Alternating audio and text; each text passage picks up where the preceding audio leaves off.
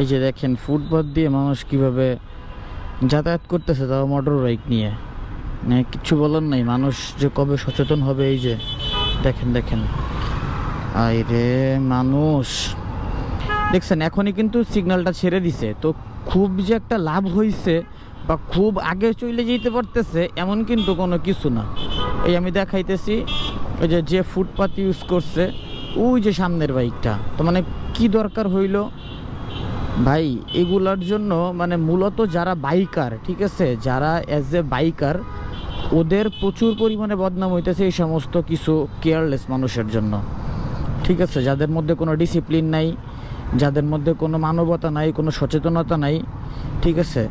যে ওই যার একজন মানে যে রাস্তা সরকার করছে মানুষের চলাচলের জন্য, সেই রাস্তায় এখন বাইক নিয়ে চলাচল করতেছে মানুষজন।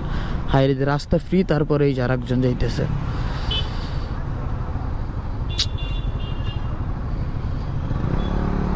আসলে সরকারেরই বা দোষ দিব কি, পুলিশেরই বা দোষ দিব কি? মানুষ যদি, নাগরিক যদি সচেতন না হয় তাহলে পুলিশ আর কি করব? আর আছে কিছু কিছু বাইকার, ঠিক আছে, সম্ভবত রাইড শেয়ার করে।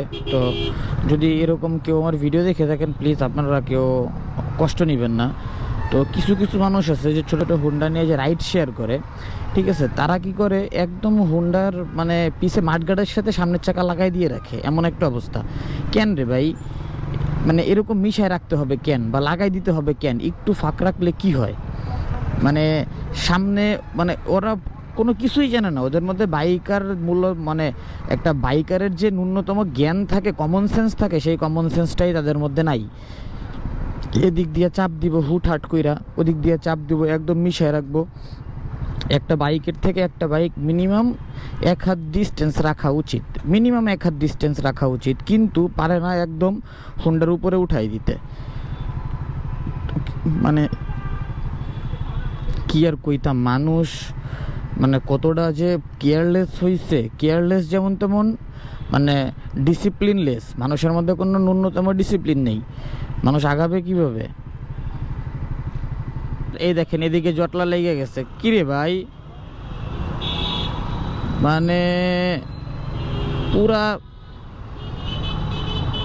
একই, এটা তো পুরা মাছের বাজার যা দেখতেছি, ঠিক আছে। মানে মানুষ এখন 2 লাখ 2.5 লাখ টাকার হুন্ডা নিয়ে রাস্তায় দাঁড়ায় থাকে মানুষ টানার জন্য, তাও এরকম ভাবে একটা ব্যস্ত রাস্তাতে। আসলে মানুষ কি বলবো,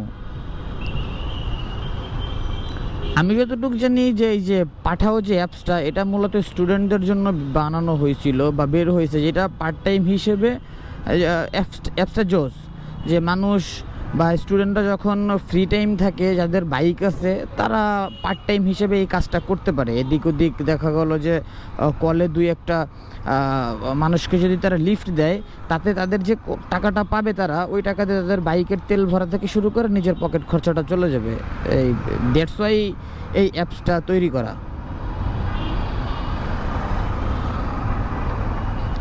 কিন্তু এই অ্যাপসটা এখন মানুষজন মানে ছোট বড় মুরব্বি মানে যে যেখান থেকে পারতেছে, আর ঢাকাতে মানে অন্যান্য জেলার যে পরিমাণে বাইক ঢুকছে আসলে বলার বাইরে। তো মানুষ করে তাও মানলাম, কিন্তু ওই অ্যাপসের বাইরেও এখন কন্টাক্টে মানুষজন যাত্রী নিতেছে। আচ্ছা এটাও নেক, তারপরে তো কিছু ডিসিপ্লিন আছে, এগুলো মেনটেন করে নেক, এগুলা করে নেক। আমি সবাইকে যে খারাপ বলতেছি তা কিন্তু না, তবে আপনারা একটু হিসাব করে দেখেন যে 100 জনের মধ্যে 95 জন মানুষই এরকম ডিসিপ্লিনলেস, 95 জন মানুষই আপনার খারাপভাবে প্রতিনিয়ত চলাচল করতেছে, চলাফেরা করতেছে, বা মানুষের ক্ষতি করে চলাফেরা করতেছে, এরকম হইতেছে। তো এই কাজগুলো তো করা যাবে না, যে কাজে মানুষের ক্ষতি হয়, পরিবেশের ক্ষতি হয়।